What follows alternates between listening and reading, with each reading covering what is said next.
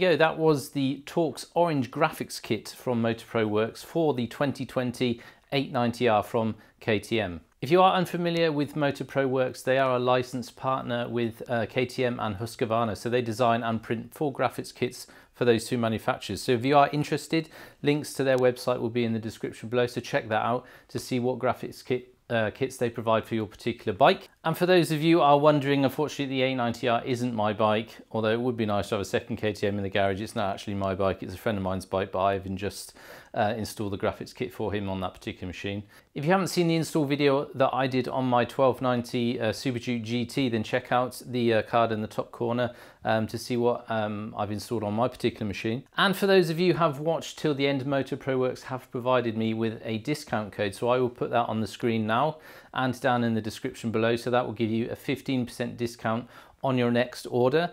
The code is valid throughout the entire year, so up to the 31st of December for 2020, and you can use that discount code multiple times. So thank you very much to MotoProWorks for providing that for me and for my subscriber base to get a bit of discount on your next order. So hopefully you enjoyed the video, although short. Be sure to leave me a like down below.